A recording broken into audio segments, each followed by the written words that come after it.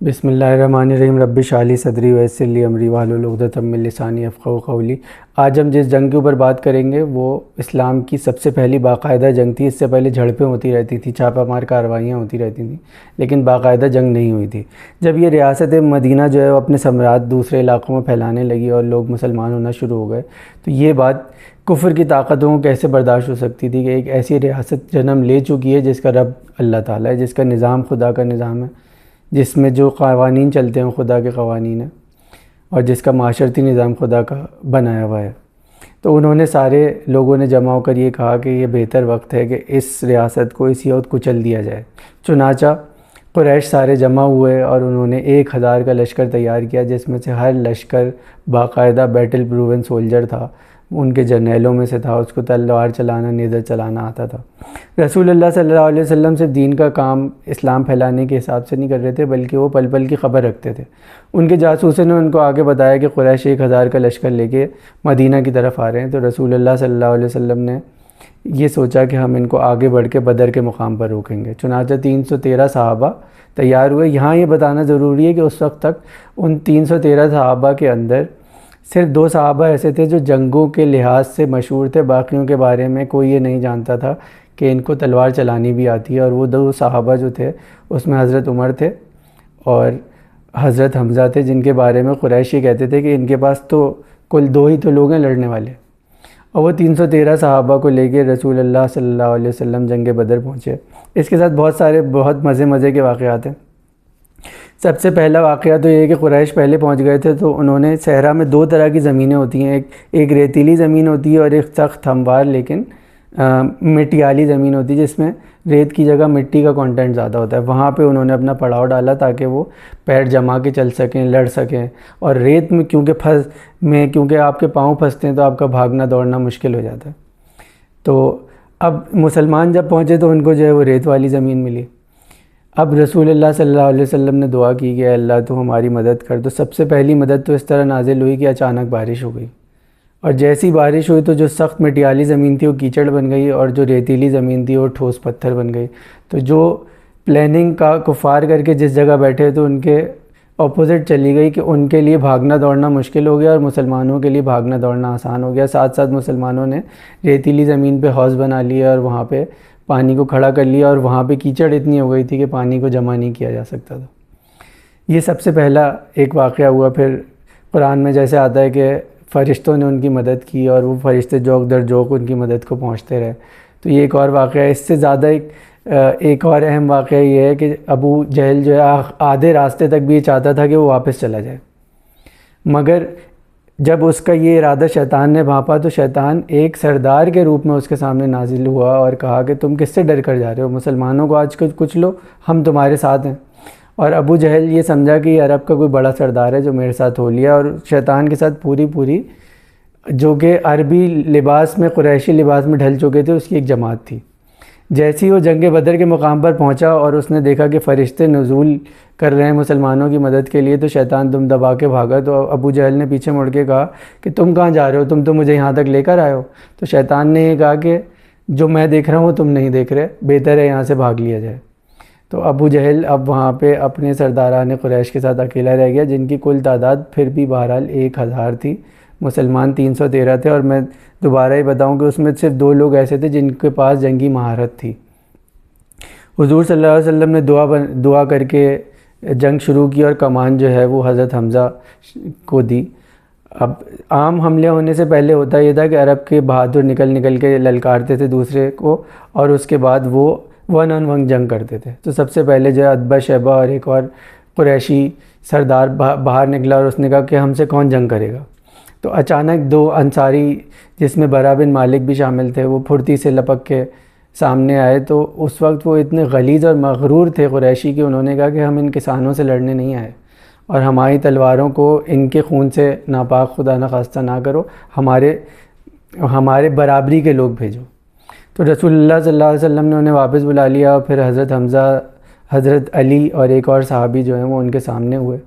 حضرت حمزہ کا کمال یہ تھا کہ جب وہ تلوار چلا دیتے تھے تو اس کو نہ ڈھال روک سکتی تھی، نہ تلوار روک سکتی تھی، نہ خود روک سکتا تھا، نہ باڈی آرمر روک سکتا تھا۔ تو عتبہ اور حضرت حمزہ کا مقابلہ تو کچھ سیکنڈز میں ہی ختم ہو گیا۔ عتبہ نے تلوار اٹھائی، حضرت حمزہ نے اپنے دوسرے ہاتھ کی تلوار پر روکی۔ وہ ڈھال بھی نہیں پہنتے تھے، ان کے دونوں ہاتھوں میں تلواریں ہوتی تھیں، اور روکتے ہی انہوں نے جب اپنے سیدھے ہاتھ سے تلوار چلائی تو عتبہ کی ڈھال توڑتی ہوئی، اس کی تلوار توڑتی ہوئی، اس کا خود توڑتی ہوئی، اس کے باڈی آرمر کو کاٹتی ہوئی، اس کے جسم کو دو حصوں میں تبدیل کر کے وہ تلوار باہر نکل آئی، اور یوں اس ناپاک جسم کا خاتمہ ہوا۔ حضرت علی کی جو تلوار تھی وہ بہت زیادہ مشہور بھی ہے۔ وہ دو منہ والی تلوار ہوتی تھی اور اس کے بیچ میں گیپ ہوتا تھا، اور ان کا طریقہ کار یہ تھا کہ جب دشمن حملہ کرتا تھا تو اس کو حملہ کرتے کرتے خاص ایک ایسی جگہ لے آتے تھے جہاں اس کا وار اس دو منہ والی تلوار کے بالکل بیچ میں جا کے پھنس جاتا تھا۔ پھر وہ اپنے ہاتھ کی جنبش سے اس کو گھماتے تھے اور وہ تلوار اس کے ہاتھ سے چھوٹ جاتی تھی۔ یہی ہوا، دشمن وار کرتا رہا اپنی حیثیت سے، یہ سمجھتا رہا کہ حضرت علی پیچھے ہٹ رہے ہیں اور ڈر رہے ہیں، اور اچانک وہ ایک ایسی جگہ پہ اس کی موومنٹ کو لے آئے کہ جب اس کی تلوار حضرت علی کی دو منہ والی تلوار کے بیچ میں آ کے پھنس گئی۔ پھر لوگوں نے یہ دیکھا کہ پلک بھی نہیں جھپکی تھی کہ اس دشمن کا بھی خاتمہ ہو گیا۔ ابھی غالباً طلحہ تھے وہ تیسرے، وہ اس کو دیکھ رہے تھے، اس منظر کو، اور ابھی ان کی طرف سے جنگ کا آغاز للکار کے ساتھ ہوا نہیں تھا، لیکن جو ان کے مقابلے میں دشمن آیا تھا وہ اتنا خبیث تھا کہ جب اس نے دیکھا کہ ان کا رخ دوسری طرف ہے تو اس نے بڑھ کر وار کیا۔ انہوں نے جب تلوار کی چمک دیکھی تو وہ پیچھے پلٹے اور پیچھے ہٹے، لیکن ان کا جو ٹخنا تھا وہ اس تلوار کی زد میں آ گیا اور وہ کٹ گیا، مگر وہ پھر بھی اس زخمی ٹخنے کے ساتھ لڑتے رہے اور اس دشمن کو انہوں نے جہنم حاصل کر دیا۔ حضرت علی اور حضرت حمزہ ان کو اٹھا کر حضور اکرم صلی اللہ علیہ وسلم کے پاس لائے تو انہوں نے رسول اللہ صلی اللہ علیہ وسلم سے پوچھا کہ اب میرے لیے کیا حکم ہے؟ تو رسول اللہ صلی اللہ علیہ وسلم نے فرمایا کہ تم کامیاب ہو گئے، اور یوں ان کی شہادت ہوئی۔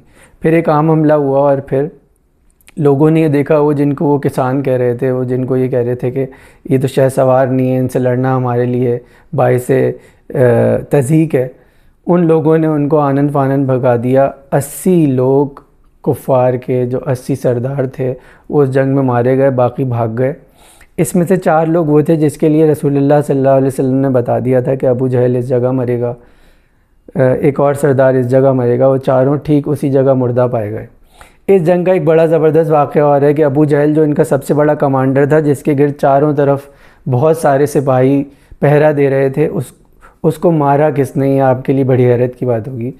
اس کو مارا معاذ اور معوذ 2 نوجوان لڑکوں نے، جن میں سے ایک لڑکا تو قد میں اتنا چھوٹا تھا کہ رسول اللہ صلی اللہ علیہ وسلم نے اس کو جنگ سے پہلے کہہ دیا تھا کہ میاں آپ واپس چلے جائیں۔ تو اس نے کہا کہ جو آپ میرے لمبے والے بھائی کو لے رہے ہیں، میں اس کو کشتی میں ہرا دیتا ہوں۔ تو پھر جنگ سے پہلے کشتی کا مقابلہ ہوا اور اس نے ان کو اپنے لمبے والے بھائی کو پٹخ دیا۔ تو پھر حضور صلی اللہ علیہ وسلم نے مسکرا کے کہا کہ بھئی آپ ہمارے ساتھ ہو جائیں۔ تو اس کا واقعہ حضرت ایک مشہور صحابی ہیں، ابھی ان کا نام میرے ذہن میں نہیں آ رہا، آ جائے گا، تو وہ یوں سناتے ہیں کہ میں جنگ لڑ رہا تھا اور بہت دشمن کا زور تھا، تو اچانک میں نے اپنے ارد گرد 2 نوجوانوں کو پایا، اور وہ دونوں نوجوان یہ کہنے لگے کہ ہمیں صرف یہ بتا دیں کہ ابو جہل کون ہے۔ تو انہوں نے کہا کہ بھئی وہ جو سامنے نظر آ رہا ہے، جس کے گرد جو ہے وہ سارے شہ سوار کھڑے ہوئے ہیں، اور وہ دشمن اپنی فوج کو بتا رہا ہے کہ یہاں جانا ہے، اور جس کے پاس گھسنا قریب قریب ناممکن ہے، وہ ابو جہل ہے، لیکن یہ تم کیوں پوچھ رہے ہو؟ تو انہوں نے یہ کہا کہ ہم نے یہ سنا ہے کہ یہ رسول اللہ صلی اللہ علیہ وسلم کو بہت تنگ کرتا تھا، اس کو آج ہم نہیں چھوڑیں گے۔ تو حضرت انہوں نے یہ کہا کہ اس کے پاس پہنچنا قریب قریب ناممکن ہے، تم رکو۔ اور وہ ابھی یہ کہہ ہی رہے تھے کہ انہوں نے دیکھا وہ دونوں نوجوان بجلی کی تیزی سے آگے بڑھے، اور اس طرح آگے بڑھے کہ ابو جہل ڈر کے پیچھے ہٹنے لگا، اور اس نے اپنے سرداروں کو آگے کر دیا کہ انہیں روکو۔ اسی دوران ایک جو بھائی تھا اس کا ہاتھ کٹ گیا، اور وہ ہاتھ لٹکا ہوا تھا زمین کے اوپر، تو اس نے یہ سوچا کہ میں جس طرح آگے بڑھ رہا ہوں تو یہ ہاتھ میرے لیے میرے کام کا نہیں ہے، تو اس نے وہ ہاتھ اپنے پاؤں کے نیچے دبا کے توڑ دیا، اور وہ آگے بڑھتا رہا، وہ آگے بڑھا، اور اس کے بعد اس کا وہ شہید ہو گیا۔ اس کا جو دوسرا بھائی تھا وہ ابو جہل کے پاس پہنچا، اس نے ابو جہل نے اس کو تلوار ماری، اس کا بھی ایک ہاتھ کٹ گیا، لیکن اس نے دوسری تلوار سے ابو جہل کو گرا دیا۔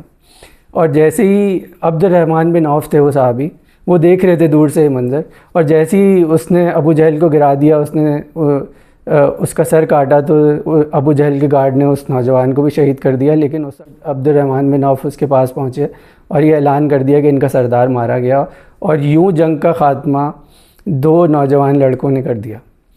اب یہ اس کے بعد جنگ ختم ہو گئی، کافر بھاگ گئے، مسلمانوں کے ہاتھ بے شمار غنیمت لگا اور بہت سارے سرداروں کو انہوں نے قیدی بنا لیا۔ اب یہاں پہ آپ حضرت عمر کی معاملہ فہمی دیکھیں، آپ یہاں پہ حضرت عمر کا اسلام میں پکا ہونا دیکھیں کہ پھر جب یہ بات ہوئی کہ ان قیدیوں کا کیا کیا جائے، تو اس میں 12 وہ لوگ تھے جو حضرت عمر کے سگے رشتہ دار تھے۔